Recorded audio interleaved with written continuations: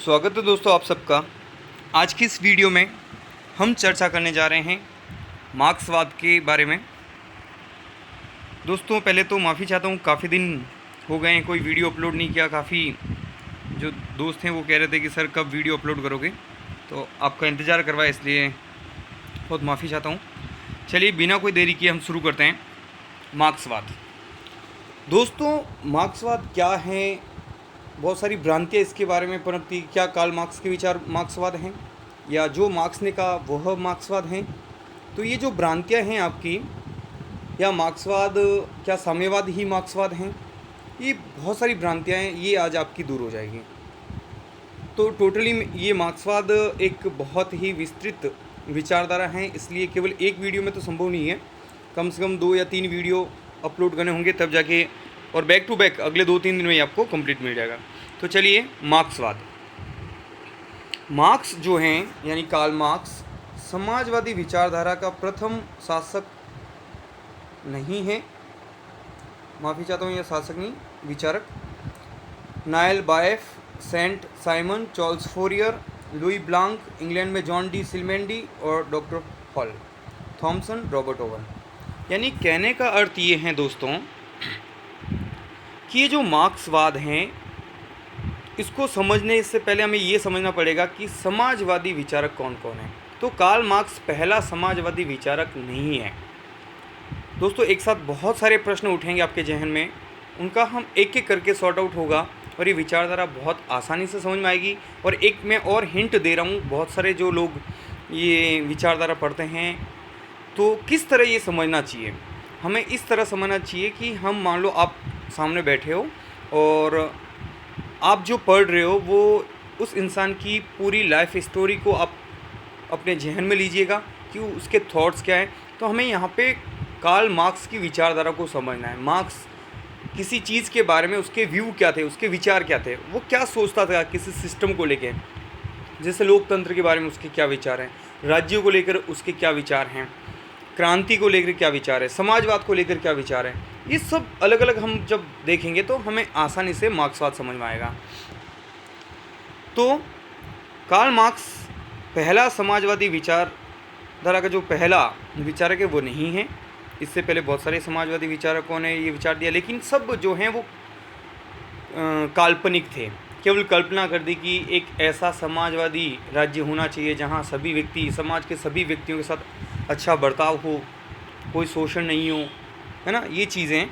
तो Karl Marx पहला नहीं है, यानी कार्ल मार्क्स से पहले भी बहुत सारे लोगों ने ये बात की है। पहली बात तो ये है। दूसरा, अब मार्क्सवाद में क्या है, हम पहले तो कार्ल मार्क्स के साथ साथ इतने विचारक हैं जिन्होंने समाजवादी विचार दिए हैं। तो फिर मार्क्सवाद क्यों कहते हैं इसको? कार्ल मार्क्स पहला वह विचारक हैं जिसने ऐसे विचार दिए कि समाजवाद का रास्ता तो दिखाया, उसके कारण भी गिनाए, उसका सटीक विश्लेषण किया, और ये भी कहा कि ये जो कमियां हैं व्यवस्था में, ये जो परेशानियां हैं, इनसे मुक्ति कैसे मिलेगी हमें। तो उसके लिए एक पूरा सिस्टम दिखाया, एक रास्ता दिखाया, विश्लेषण करके, तर्क देकर कि ये करने से ये चीज़ें होगी और इसका परिणाम ये होगा, क्यों है ये आज की परेशानियां, ये सब बताया। तो इसीलिए इसको मार्क्सवाद कहते हैं। अब क्या अकेले कार्ल मार्क्स के विचारों के समूह को मार्क्सवाद कहते हैं? यह तथ्य असत्य है दोस्तों। कार्ल मार्क्स के विचारों को मार्क्सवाद नहीं कहते हैं। यानी कार्ल मार्क्स ने जो विचारधारा दी हैं, जो विचार दिए हैं, उन विचारों से सहमत जो और लोग हैं, उन सब के विचारों को मार्क्सवाद नाम दिया जाता है। यानी कार्ल मार्क्स के विचार तो है ही, उसके अलावा और भी विचारक हैं जो इन विचारों से सहमति रखते हैं या इनसे मिलते जुलते जो विचार रखते हैं, उन्हें हम मार्क्सवाद के नाम से जानते हैं। यानी जब हम मार्क्सवाद पढ़ते हैं तो केवल कार्ल मार्क्स के विचार नहीं है दोस्तों, ये भी ध्यान रखना आप। तो मार्क्सवाद में जो हम शुरू करते हैं कि ये सबसे पहले तो पूंजीवादी विचारधारा का विरोध करते हैं। कौन? मार्क्सवाद जो हैं वो पूंजीवादी विचारधारा का विरोध करते हैं। पूंजीवादी विचारधारा क्या है? यानी वह अर्थव्यवस्था में राज्य के हस्तक्षेप को न्यूनतम करना चाहते हैं और चाहते हैं कि हर व्यक्ति को आज़ादी मिले, जितनी चाहे वो व्यापार करें, जितना लाभ कमा सकता है कमाए, राज्य को इसमें कोई इंटरफेयर नहीं करना चाहिए।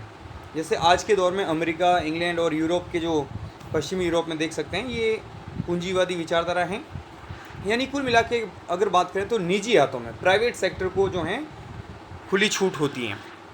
तो इसके कारण पूंजीवादी विचारधारा का विरोध भी क्यों? क्योंकि एक तो इससे धन की विषमता बढ़ती है, अमीरी और गरीबी बहुत ज़्यादा, यानी जो निजी व्यापार करने वाले हैं या निजी जो बिजनेसमैन हैं वो बहुत ज़्यादा धन इकट्ठा कर लेते हैं, तो इससे समाज में जो है धन की विषमता उत्पन्न हो जाती है। स्वतंत्र प्रतियोगिता का ये विरोध करते हैं। आर्थिक क्षेत्र में राज्य की भूमिका को लेकर, क्योंकि राज्य जो है वो सीमित भूमिका या यूँ कहें कि बहुत कम हस्तक्षेप जो है कर पाता है राज्य, अहस्तक्षेपी राज्य की भूमिका सही ठहराई जाती है पूंजीवादी विचारधारा के अंतर्गत। मार्क्स को वैज्ञानिक समाजवाद का प्रतिपादक या जनक कहा जाता है। यहाँ पे एक शब्द जुड़ा है दोस्तों, वैज्ञानिक। समाजवादी विचारक तो बहुत सारे हुए, पर इस कार्ल मार्क्स को वैज्ञानिक समाजवाद क्यों कहा जाता है? क्योंकि इन्होंने समस्याओं का वैज्ञानिक विश्लेषण किया, यानी जिस तरह विज्ञान में किसी कारणों को ढूंढा जाता है, फिर उस प्रक्रिया को देखा जाता है, उसका परिणाम क्या होता है, उन कारणों को अगर बदलते तो क्या परिणाम पर प्रभाव पड़ता है, ये एक पूरा वैज्ञानिक विश्लेषण जो है कारण परिणाम उस प्रक्रिया को लेकर, ये सारा विश्लेषण कार्ल मार्क्स ने किया। इससे पहले जितने भी समाजवादी विचारक आए उन्होंने क्या किया? केवल कल्पनाएं कर दी, समाज ऐसा होना चाहिए, समाज में शोषण नहीं होना चाहिए, समाज में सभी सुखी होने चाहिए, समाज में ऐसा होना चाहिए, मतलब केवल एक आदर्शवादी चित्रण उनके विचारों में देखने को मिलता था। पर कार्ल मार्क्स और अन्य विचारकों में फ़र्क यहीं से उत्पन्न होता है। कार्ल मार्क्स ने केवल कल्पनाएं नहीं की, उन्होंने एक रास्ता दिखाया कि ऐसा होना चाहिए, समाज में शोषण नहीं हो, ये सब चीज़ें होनी चाहिए। फिर उन्होंने कहा कि क्यों है, उन्होंने कारण गिनाए कि भाई ये पूंजीवाद की वजह से हैं, इसकी वजह से धन में जो है अमीरी गरीबी हो जाती है, धन की विषमता बढ़ती है, और गरीबी, बेकारी, मजदूरों और श्रमिकों की जो दयनीय स्थिति है, इन सब का कारण पूंजीवाद है, उनकी नीतियाँ हैं।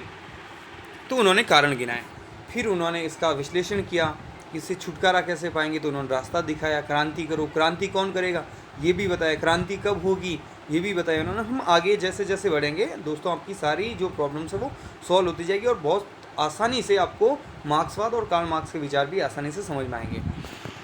तो इसीलिए बात यहाँ पे इतनी सी है कि इनको वैज्ञानिक समाजवाद का जनक कहा जाता है। क्यों कहा जाता है, ये बात हमने यहाँ पे चर्चा की है। अब हम देखते हैं मार्क्सवाद का क्या अभिप्राय है। मार्क्सवाद एक विचारधारा है दोस्तों, एक दृष्टिकोण है, समाज का एक रूप है। कैसे? मार्क्स ने जो विचार दिए हैं और उनसे जो और लोग सहमति रखते हैं, तो ये किसी चीज़ को देखने का एक नज़रिया है, यानी वो राज्य को कैसे देखते हैं, समाज को कैसे देखते हैं, हर चीज़ को कैसे देखते हैं, यह एक नज़रिया है। क्या नज़रिया है? मार्क्सवाद एक नज़रिया है, चीज़ों को देखने का एक दृष्टिकोण है ना।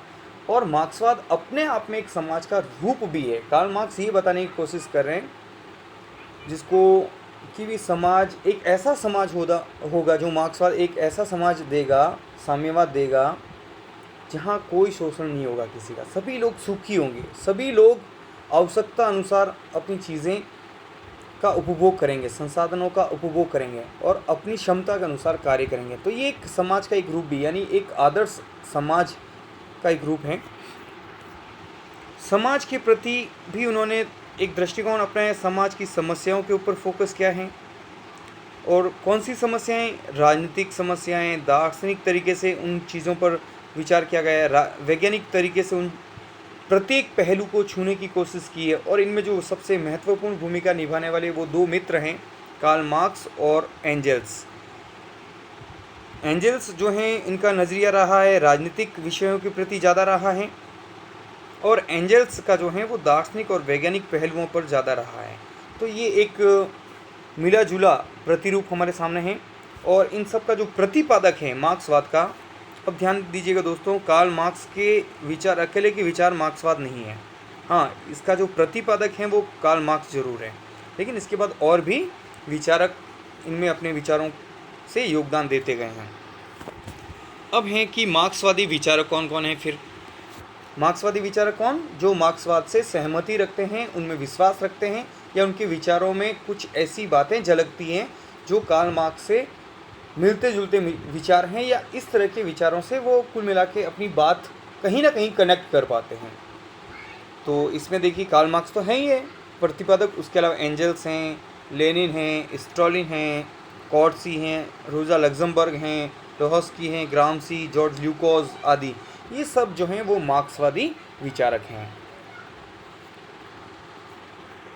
आगे देखिएगा दोस्तों, चूंकि इस विचारधारा के जो प्रतिपादक हैं वो कार्ल मार्क्स हैं, तो हमें गहनता के साथ उनको थोड़ा समझना पड़ेगा कार्ल मार्क्स के बारे में। तो कार्ल मार्क्स का संक्षिप्त परिचय मैंने यहाँ लेने की कोशिश की है। कार्ल मार्क्स का जन्म 5 मई 1818 ईस्वी में यहूदी परिवार में हुआ था। कब हुआ? 5 मई 1818 ईस्वी में जर्मनी के राइन प्रांत के ट्रिवीज नगर में इनका जन्म हुआ था, यानी जर्मनी में हुआ। आप मोटे तौर पर याद रखें 1818 जर्मनी में इनका जन्म होता है कार्ल मार्क्स का। इनके जो पिता थे वो हेनरिक मार्क्स थे। हेनरिक मार्क्स इनके पिता। इनकी जो उच्च शिक्षा है वो बोन विश्वविद्यालय से हुई थी, जर्मनी में ही है ये। और जो डॉक्टरेट यानी इन्होंने जो पीएचडी की हैं, ये उपाधि इन्हें मिली हैं जेना विश्वविद्यालय से, जेना यूनिवर्सिटी से। 1843 ईस्वी में जेनी से इनका विवाह हुआ। जेना विश्वविद्यालय से तो डॉक्टरेट की उपाधि, और जेनी इनकी पत्नी का नाम। 1843 ईस्वी में यहाँ से एक बहुत अजीबोगरीब घटनाक्रम चलता है इनकी लाइफ में।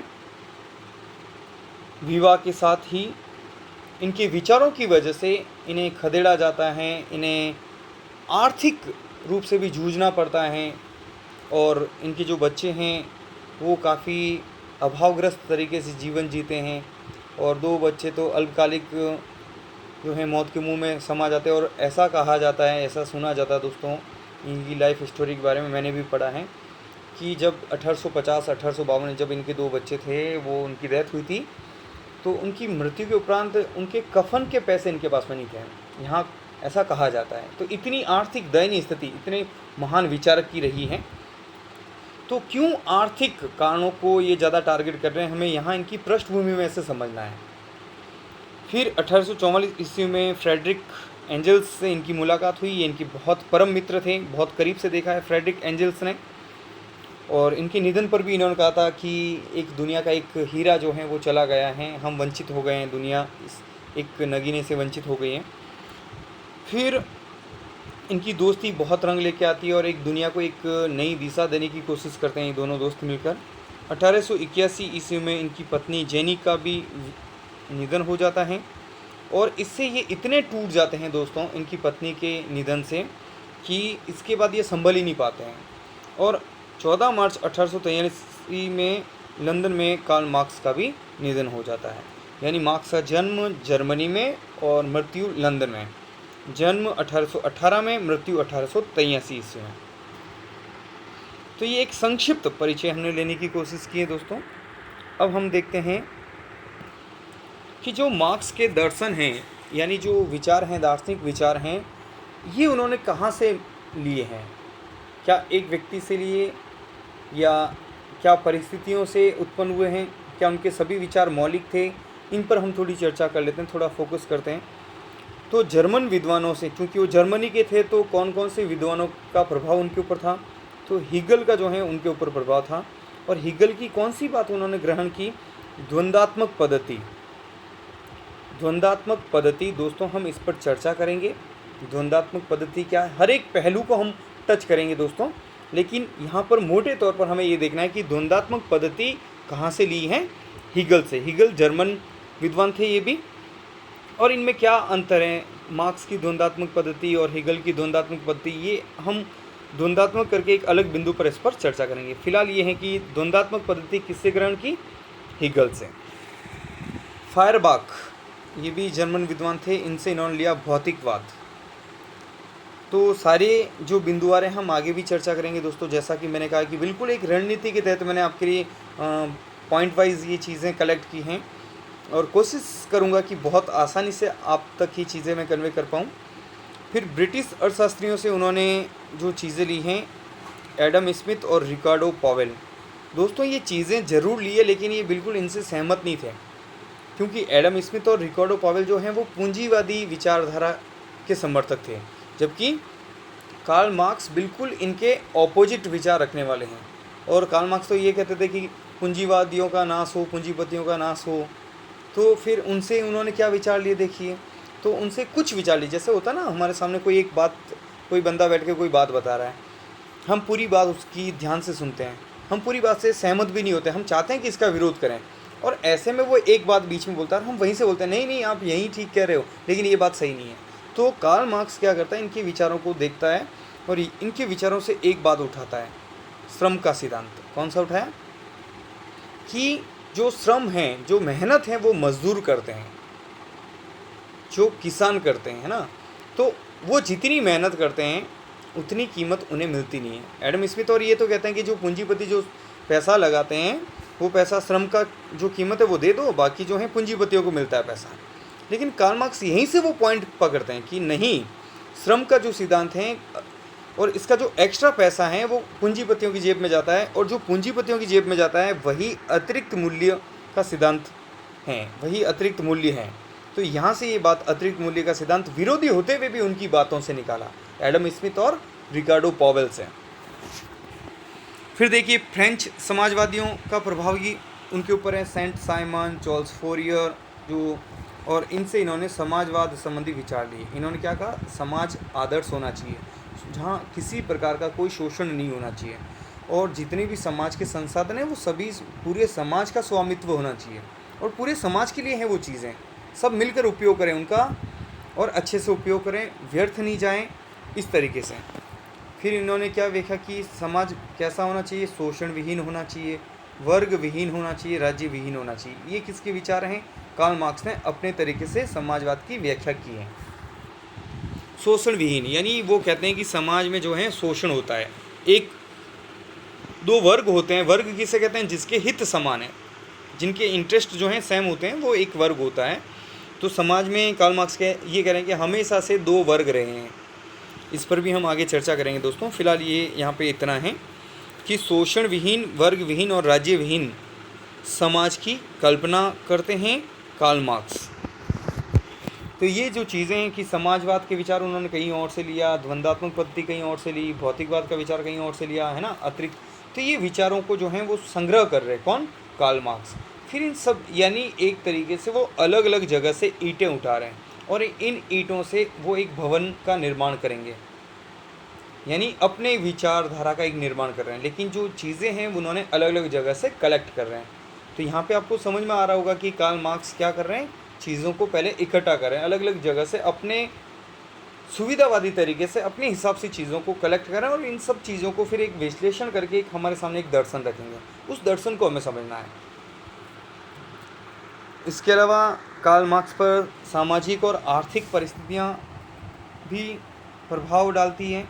जैसा कि मैंने कहा है दोस्तों कि वो अपने जीवन में काफ़ी आर्थिक दृष्टि से तनावपूर्ण ज़िंदगी उन्होंने जी है, और यहाँ तक कि जब एक बाप अपने बच्चों की मृत्यु के उपरांत अगर उनके लिए कफन भी नहीं खरीद पाता है ढंग से। और एक और किस्सा मुझे इनका याद आता है दोस्तों, जब ये कफन की बात है, ये एक इनके बच्चे की डेथ हुई थी, शायद ये 1852 का किस्सा है। इनके बच्चे की मृत्यु होती है तो ये लेके जाते हैं कब्रिस्तान में, तो ये दफनाने के लिए जब वहाँ पे जो जैसे कि अनुमति लेते हैं, तो वहाँ पे भी भ्रष्टाचार की वजह से पैसा मांगा जाता है कि नहीं आप पैसे नहीं दोगे तो यहाँ आपके बच्चों को दफनाने की अनुमति नहीं मिलेगी। तो ये घटनाक्रम केवल साधारण तक नहीं है, केवल एक किस्सा बन के नहीं रहा, ये बहुत ज़्यादा प्रभावित करता है कार्ल मार्क्स को। इसीलिए कार्ल मार्क्स इस पूरे सिस्टम के खिलाफ आते हैं, इस सिस्टम को उखाड़ फेंकने की बात करते हैं। तो जो हम अगर सतही तौर पे देखते हैं कि कार्ल मार्क्स ने ऐसे ऐसे विचार दिए हैं, क्यों दिए, तो हम जब तक ये नहीं समझेंगे क्यों दिए, क्या हुआ ऐसा, तो फिर हमें समझ में भी नहीं आएगा। जब समझना है तो चीज़ों की तह तक जाइएगा। तो वो जो हैं आर्थिक परिस्थितियाँ, पूंजीवादी व्यवस्था से उन्हें बहुत जूझना पड़ा, शोषण को उन्होंने बहुत करीब से देखा, गरीबी देखी, बेकारी देखी, और इस वजह से उन्होंने समाज में और भी चीज़ें देखी कि बहुत सारे लोग जो हैं इनसे जूझ रहे हैं, है ना, लड़ रहे हैं, और अपने जीवन को पूरा व्यर्थ कर देते हैं और आखिर में कुछ नहीं पाते हैं इस सिस्टम में। किसमें? पूंजीवादी सिस्टम है। इसीलिए ये इसका विरोध करते हैं और कहते हैं कि इसको उखाड़ फेंको। और किससे आह्वान करते हैं? सर्वहारा वर्ग से। कौन होते हैं सर्वहारा वर्ग में? श्रमिक और किसान। श्रमिक और किसान होते हैं सर्वहारा वर्ग में। ये कहा कि आपका शोषण हो रहा है और ये इस सिस्टम के द्वारा किया जा रहा है, और ये राज्य, ये लोकतंत्र, ये धर्म, ये सब जो हैं आपके खिलाफ हैं। केवल इसका इस्तेमाल हो रहा है आपको दबाने के लिए, क्योंकि आप विरोध करोगे तो लोकतंत्र के नाम पे, राज्य के विरोध के नाम पे आपको जेलों में भर दिया जाएगा, आपके ऊपर डंडे बरसाए जाएंगे, ये चीज़ें करके आपको दबाया जाएगा। तो कार्ल मार्क्स ने बिल्कुल इन चीज़ों का विश्लेषण करके एक बहुत अच्छे तरीके से एक सिद्धांत के रूप में श्रमिकों के सामने रखा, और ये कहा कि इसका एक ही उपाय, आप क्रांति करो। तो ये परिस्थितियाँ भी हैं दोस्तों, सामाजिक आर्थिक परिस्थितियाँ भी रही है कार्ल मार्क्स के विचारों को प्रभावित करने के लिए।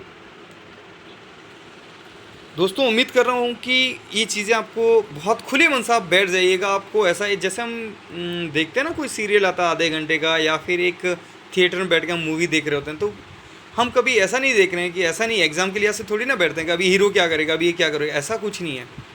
तो ठीक इसी तरीके से आप बहुत आरामदायक तरीके से चीज़ों को सुनिएगा, फिर आप चैप्टर को पढ़िएगा, आपको बहुत आसानी से समझ में आ जाएगा। और मुझे ये लग रहा है कि जो सबसे चुनौतीपूर्ण माना जाता है चैप्टर, उनमें से एक है ये, क्योंकि बहुत लेंथी है ये। मुझे भी पहले लगता था दोस्तों, जब मैं ग्रेजुएशन और ये कर रहा था, कि मार्क्सवाद मतलब ये समझ में नहीं आ रहा कहाँ से पकड़े कहाँ से छोड़े, लेकिन अब लग रहा है कि सबसे जो आसान टॉपिक है वो ये वाले टॉपिक है। क्योंकि जब हम ऐसे लग रहा है कार्ल मार्क्स से आमने सामने बैठ के उनकी लाइफ की चर्चा कर रहे हैं और वो हमें अपनी कहानियाँ और किस्से सुना रहे हैं, तो बहुत आसान लगता है दोस्तों। कार्ल मार्क्स ने अलग अलग ईंटें लेकर एक विशाल साम्यवादी भवन खड़ा किया। यानी जैसे मैंने पूर्व में कहा है दोस्तों कि ये अलग अलग विचार लिए इन्होंने, और उन सबको एक समेकित करके एक जगह इकट्ठे करके अब वो एक विचारधारा दे रहे हैं, एक नया एक सिद्धांत दिया है, एक समाज का एक रूप दिया है, एक सिस्टम देने की कोशिश की है कि भैया देखिए इस सिस्टम में तो ये प्रॉब्लम्स हैं, उसके रीजंस ये हैं, इसका तरीका बताया क्रांति, उसके बाद है ना। तो उन्होंने फिर सारे लोग, उन्हें पता है कि लोग पूछेंगे भाई क्रांति करेंगे या जो ठीक है इनका विरोध करेंगे, लेकिन हम करेंगे क्या, जाएंगे कहाँ।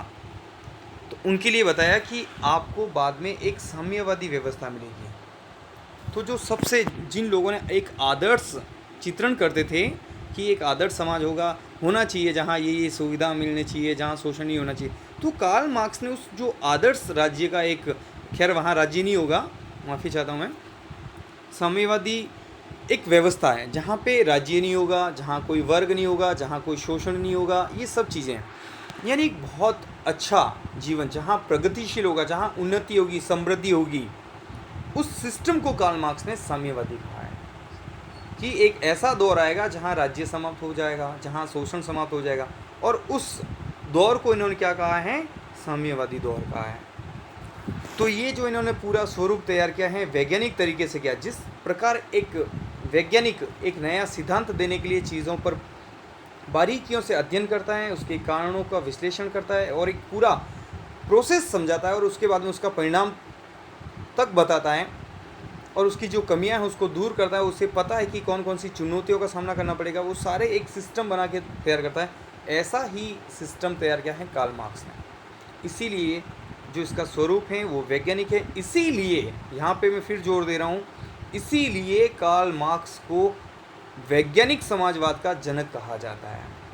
वैज्ञानिक, ये जो समाजवादी तो बहुत सारे हैं, लेकिन वैज्ञानिक समाजवादी कौन है, कार्ल मार्क्स।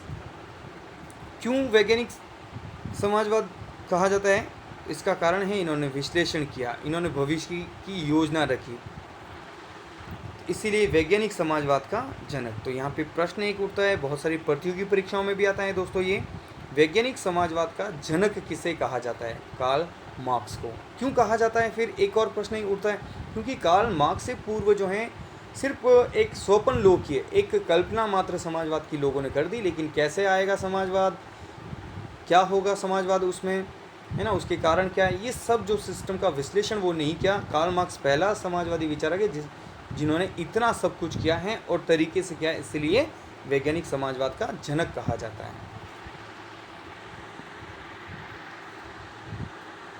अब देखिए कार्ल मार्क्स के जो, अब कार्ल मार्क्स ने पहले तो कलेक्ट की चीज़ें, अब कार्ल मार्क्स तैयार हैं अपनी बात रखने के लिए।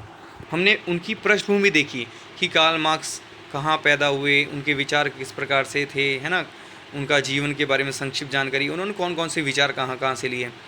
अब हम आ गए हैं कि कार्ल मार्क्स की बातें जो आगे हम पढ़ेंगे, जो उन्होंने विचार दिए, हर क्षेत्र में उन्होंने अपने विचार प्रकट किए हैं, जीवन के हर पहलुओं को उन्होंने छूने की कोशिश की है। तो जो उनके विचारों का आधार हैं, अगर हम उन्हें संक्षिप्त करें, समराइज़ करें, तो देखेंगे कि वो 4 स्तंभों पर, जिस प्रकार एक भवन टिका होता है खंभों पर, स्तंभों पर, तो जो पूरा जो मार्क्स के जो विचार हैं, या ये जो पूरा मार्क्सवाद हैं, ये टिका हुआ है 4 स्तंभों पर। तो वो 4 स्तंभ कौन से हैं, हम उन स्तंभों को समझ लेंगे तो पूरा भवन समझ में आ जाएगा, यानी पूरी विचारधारा समझ में आ जाएगी। कार्ल मार्क्स की विचारधारा जो हैं, या पूरे विचार हैं, वो द्वंद्वात्मक भौतिकवाद, इसके ऊपर निर्भर करता है। तो हमें क्या समझना पड़ेगा, द्वंद्वात्मक क्या होता है, भौतिकवाद क्या होता है, इतिहास की उन्होंने भौतिकवादी व्याख्या की है, ये समझना है हमें। केवल यहाँ पे इस वीडियो में केवल मेरे ख्याल से सतही चीज़ों को हम छू पाएंगे, बाकी जो डिटेल से हैं वो नेक्स्ट वीडियो में हो पाएगा दोस्तों। पर मैं उम्मीद कर रहा हूँ कि जितनी भी चीज़ें आपके सामने आ रही है आपको समझ में आ रहा होगा, और यही एक तरीका है दोस्तों समझने का। जैसे मैंने देखा है, मुझे बहुत अच्छे से समझ में आया। इसकी वजह ये है कि हम बारीकियाँ देखें कि कार्ल मार्क्स आखिर कहना क्या चाह रहे हैं, वो किस आधार पर ये चीज़ें कह रहे हैं। अगर आप किताब में लिखी हुई चीज़ों को रटने की कोशिश करेंगे तो शायद आप 2 या 4 दिन 6 दिन के लिए तो याद रख लोगे, लेकिन हफ्ते भर बाद में आप भूल जाओगे कि कार्ल मार्क्स ने ऐसा कहा, फिर क्यों कहा, किस लिए कहा, ये चीज़ों के उत्तर हमारे पास नहीं होंगे। तो इसलिए चीज़ें हम डिस्कस करेंगे। मैं कोशिश करूँगा कि ये जितने भी इस प्ले लिस्ट में कम से कम 3 वीडियो मैं दूंगा आपको, 3 वीडियो के बाद में आपकी कोई प्रॉब्लम पीछे नहीं बचेगी, सारे जो आपकी समस्याएं वो समाप्त हो जाएगी। वर्ग संघर्ष का सिद्धांत और अतिरिक्त मूल्य का सिद्धांत, ये 4 चीज़ें हैं जो हमें समझनी है। ये समझ ली तो समझ लीजिएगा कार्ल मार्क्स को आपने पूरा रीड कर लिया है। तो ये 4 स्तंभ हैं, इन्हें हमें समझना है, डिटेल से चर्चा करनी हम करेंगे भी। उससे पहले हम देखते हैं कार्ल मार्क्स ने कौन कौन सी रचनाएं की हैं, कौन सी किताबें लिखी हैं, वो हम देख लेते हैं। कार्ल मार्क्स ने पुस्तक लिखी द पॉवर्टी ऑफ फिलॉसफी। कौन सी पुस्तक लिखी, द पॉवर्टी ऑफ फिलॉसफी, 1847 ईस्वी में। यह बुक भी किसी एक राइटर ने, प्रूंदो ने एक बुक लिखी थी दोस्तों, तो वो बुक पढ़कर इन्होंने अपने हिसाब से विचार रखे फिर से इस बुक में, the poverty of philosophy. Karl Marx क्या करते हैं दोस्तों, चाहे परिस्थितियाँ हो चाहे किसी लेखक के विचार, वो ध्यान से देखते, सुनते, समझते, फिर उन विचारों को अपने हिसाब से वापस रखते हो। कार्ल मार्क्स में ये बहुत अच्छी खूबी थी कि अगर आप उनके विरोधी भी हो और आपने कोई ऐसी चीज़ रखी उनके खिलाफ कि नहीं ऐसा नहीं ऐसा है, तो वो पूरी बात को सुनेंगे, और आपकी बात में से भी अगर उनके हिसाब की कोई बात है तो उस बात को पकड़ेंगे और अपने हिसाब से उनकी व्याख्या करेंगे। तो ये जो बुक है किसी के उत्तर में लिखी थी, द पॉवर्टी ऑफ फिलॉसफी, 1847 ईस्वी में। The economic and philosophical manuscript, 1844 में ये बुक लिखी इन्होंने। द कम्युनिस्ट मैनिफेस्टो, साम्यवादी घोषणा पत्र, 1848, ये काफ़ी इंपॉर्टेंट है दोस्तों, ध्यान रखना। कम्युनिस्ट मैनिफेस्टो की घोषणा कब हुई, 1848 में। पूरा एक घोषणा पत्र तैयार किया है ना, तो ये बहुत डिटेल से पूरा विश्लेषण करके तैयार किया गया है। The critic of political economy, ये बुक लिखी इन्होंने 1859 ईस्वी में। वैल्यू, प्राइस एंड प्रॉफिट, ये लिखी 1865 ईस्वी में। द सिविल वॉर, 1871 में। दास कैपिटल, इनके जो टोटल हैं दोस्तों 3 वॉल्यूम आए थे दास कैपिटल में। इन्होंने पहला वॉल्यूम जो है वो कार्ल मार्क्स ने लिखा था। 3 वॉल्यूम में से केवल पहला वॉल्यूम है वो ही कार्ल मार्क्स का है, बाकी जो हैं वो उनकी मृत्यु के उपरांत उनके जो दोस्त हैं फ्रेडरिक एंजल्स, उन्होंने इसको कंप्लीट किया है, दास कैपिटल का। द गोथा प्रोग्राम और क्लास स्ट्रगल इन फ्रांस, ये इनकी रचनाएं हैं। फिर इन्होंने एंजल्स के साथ मिलकर भी जो पुस्तकें लिखी हैं वो भी हम देख लेते हैं। तो हॉली फैमिली, 1875 में। और द जर्मन आइडियोलॉजी, आइडियोलॉजी का मतलब विचारधारा, ये लिखी हैं एंजल्स के साथ मिलकर। एंजल्स के साथ मिलकर 2 और हैं, देखिएगा, ऑन इंडिया और कम्युनिस्ट मैनिफेस्टो यानी जो साम्यवादी घोषणा पत्र तैयार किया था, उसमें भी फ्रेडरिक एंजल्स की सहभागिता थी और बहुत अच्छे मित्र थे दोस्तों। कई बार प्रतियोगी परीक्षा में ये सतही प्रश्न भी पूछ लेते हैं कि कार्ल मार्क्स के सबसे घनिष्ठ मित्र कौन थे, तो इस तरह के प्रश्न भी आ सकते हैं इनकी, या कौन सी पुस्तक जो है कार्ल मार्क्स ने फ्रेडरिक एंजल्स के साथ मिलकर लिखी। तो प्रश्न किसी भी तरीके से बन सकते हैं दोस्तों। अब देखिए, कार्ल मार्क्स की जो रचनाएं हैं उनसे संबंधित कुछ तथ्य हैं, यानी कौन सी किताब में किस बात पर उन्होंने फोकस किया है, हम उस थीम की तरफ जाने की कोशिश करेंगे। तो दास कैपिटल, जिसका पहला वॉल्यूम उन्होंने लिखा है 1867 में कार्ल मार्क्स ने, ठीक है, और जो इसका सेकंड और थर्ड वॉल्यूम है 1894 में लिखा था एंजल्स ने। तो दास कैपिटल में मूल आर्थिक नियमों का विश्लेषण किया गया है, यानी यहाँ पे समझना है दास कैपिटल में किन चीज़ों को विश्लेषण हुआ है, आर्थिक नियमों का। आर्थिक नियमों का मतलब ये है पूरी पूंजीवाद का एक तरीके से पोस्टमार्टम किया गया है। हर एक बात की चर्चा, पूंजीवाद क्यों है, इसके क्या कारण है, पूंजीवाद के दुष्परिणाम, ये सब बातें दास कैपिटल में इस पर डिटेल से चर्चा की गई है। और इस पुस्तक का जो पूरा नाम है वो है a contribution political economy. Das Kapital का पूरा नाम अ कॉन्ट्रीब्यूशन पॉलिटिकल इकोनॉमी। इसके 3 खंड दोस्तों मैं पहले ही बता चुका हूँ, जिसमें से पहला खंड कार्ल मार्क्स ने लिखा, दूसरा और तीसरा खंड कार्ल मार्क्स की मृत्यु के बाद, ध्यान रखना दोस्तों, कार्ल मार्क्स की मृत्यु के बाद जो है वो एंजल्स ने इनको पूरा किया था। फिर प्रूंदो ने एक बुक लिखी थी फिलॉसफी ऑफ पॉवर्टी। कौन सी बुक लिखी थी? Philosophy of poverty.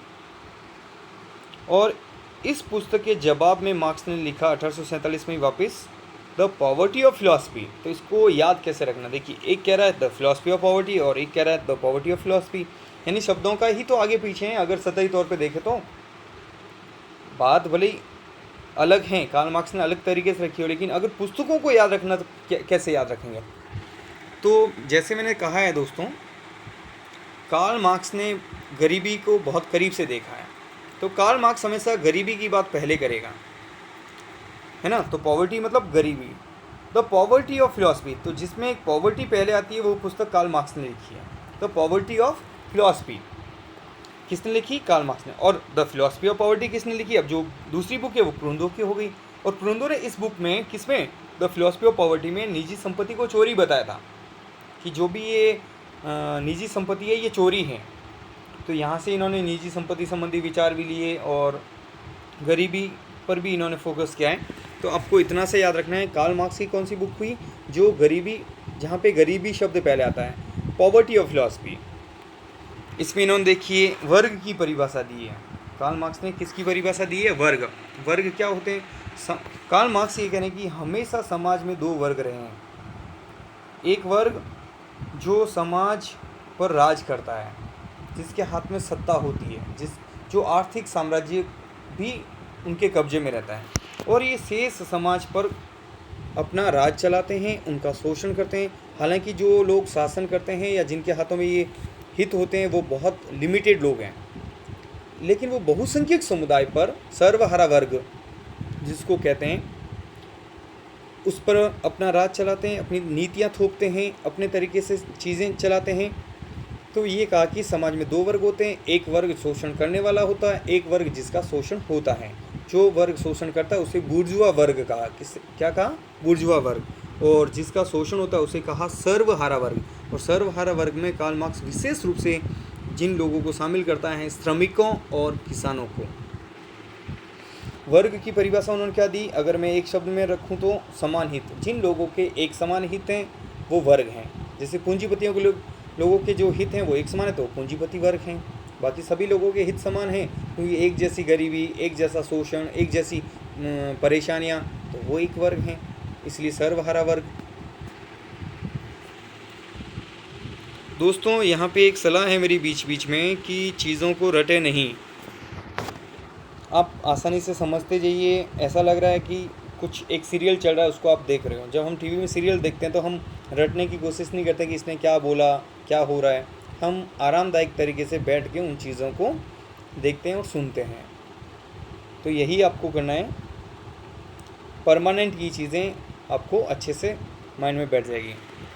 The civil war in France, एक बुक लिखी 1871 में, 1871 में। इसमें इन्होंने राज्य पर विचार दिए, जो बहुत अच्छी प्रतियोगी परीक्षाएं हैं, जैसे दोस्तों नेट हैं, चाहे स्कूल लेक्चरर हैं, कॉलेज लेक्चरर हैं, है ना, तो वहाँ पर ये प्रश्न आते हैं ऐसे डिटेल में कि कार्ल मार्क्स ने राज्य संबंधी विचार कौन सी पुस्तक में रखे। तो काफ़ी अच्छे प्रश्न हैं दोस्तों। इसी पुस्तक में इन्होंने 1848 ईस्वी में प्रकाशित जो कम्युनिस्ट मैनिफेस्टो हैं, साम्यवादी घोषणा पत्र हैं दोस्तों, उनके विचारों में बाद में संशोधन किया था। ये भी एक प्रश्न है कि साम्यवादी घोषणा पत्र में संशोधन करके, या कौन सी पुस्तक में साम्यवादी घोषणा पत्र में संशोधन किए गए। यानी साम्यवादी घोषणा पत्र तो आ गए 1848 में, और जो विचार उन्होंने साम्यवादी घोषणा पत्र में दिए थे 1848 में, इन विचारों में भी उन्होंने बाद में बदलाव किया। तो उन्होंने जो बदले हुए विचार हैं वो उन्होंने कहाँ रखे वापस, the civil war in France, यानी 1871 में जो पुस्तक लिखी गई उस पुस्तक में उन्होंने बदले हुए विचार रखे, उन्होंने संशोधन किए थे। द जर्मन आइडियोलॉजी 1845 में, और इसमें इन्होंने द्वंद्वात्मक और भौतिकवाद पर गहनता से, यानी जो हीगल और फायरबाख का जो प्रभाव है वो कौन सी पुस्तक पर है, जर्मन आइडियोलॉजी। इसको याद कैसे रखना है, फायरबाख और हीगल कहाँ के थे, जर्मनी के थे। तो जर्मन आइडियोलॉजी यानी जर्मनी की जो विचारधारा है, तो जर्मनी की विचारधारा वो सबसे ज़्यादा किन से इफेक्ट हुए थे, हीगल और फायरबाख से, और उनसे कौन सी चीज़ें ली, द्वंद्वात्मक और भौतिकवाद लिया था। तो यही तो चीज़ें हैं दोस्तों, है ना। तो कितनी आसान है जब हम, और अगर इन चीज़ों को रटेंगे तो हमें फंस जाएंगे कि ऐसा लगेगा यार समझ में नहीं आ रहा, कहाँ से पकड़े कहाँ से छोड़ें। और टेलर ने कार्ल मार्क्स की जो रचना थी कम्युनिस्ट मैनिफेस्टो 1848 में, उसको बाइबिल या कुरान की भांति पवित्र बताया था टेलर ने। यानी ये भी प्रश्न आता है कि कम्युनिस्ट मैनिफेस्टो को बाइबिल या कुरान किसने कहा, टेलर ने। तो दोस्तों ये तो ही सतही चीज़ें जो हमने, अगले वीडियो में हम बिल्कुल चर्चा करेंगे द्वंद्वात्मक क्या हैं, भौतिकवाद क्या हैं, राज्य के बारे में कार्ल मार्क्स ने क्या कहा, ये साम्यवाद क्या है, कहाँ क्रांति होगी, पूंजीवाद, मतलब जो आपके सारे प्रश्न हैं उन सब प्रश्नों के जवाब अगले 2 वीडियो में आपको मिल जाएंगे। तो आज का प्रश्न है दोस्तों, कार्ल मार्क्स के विचारों के 4 स्तंभ कौन कौन से हैं। आप आंसर करने की कोशिश कीजिएगा दोस्तों। कार्ल मार्क्स के विचारों के 4 स्तंभ है दोस्तों, द्वंद्वात्मक भौतिकवाद, इतिहास की भौतिकवादी व्याख्या, वर्ग संघर्ष का सिद्धांत और अतिरिक्त मूल्य का सिद्धांत। ये 4 स्तंभ हैं, इनके इर्द गिर्द जो हैं कार्ल मार्क्स के विचार घूमेंगे। और उम्मीद करता हूँ दोस्तों ये वीडियो आपको पसंद आया होगा। बैक टू बैक ये वीडियो अपलोड किए जाएंगे। और एक बार फिर से माफ़ी चाहता हूँ, इतने दिन आपको इंतज़ार करना पड़ा है, वीडियो मैं अपलोड नहीं कर सका दोस्तों, क्योंकि बहुत सारे और भी काम होते हैं, उनमें थोड़ा मैं व्यस्त था। और एक और निवेदन है, जैसे मैं कर रहा हूँ, मैं आपसे भी निवेदन करूँगा दोस्तों कि वृक्षारोपण कीजिए ये, और प्रत्येक व्यक्ति 5 पौधे लगाइए दोस्तों। प्रकृति की हमें भी सेवा करनी है, कुछ रिटर्न करना है। तो उम्मीद करता हूँ ये वीडियो आपको पसंद आया होगा दोस्तों। आगे की वीडियो आपको बहुत जल्दी मिलेंगे। बहुत बहुत धन्यवाद। और वीडियो पसंद आए तो आप इसे लाइक और शेयर ज़रूर कीजिएगा, और चैनल को सब्सक्राइब नहीं किया है तो कर लीजिएगा दोस्तों। बहुत बहुत धन्यवाद। जय हिंद, जय भारत।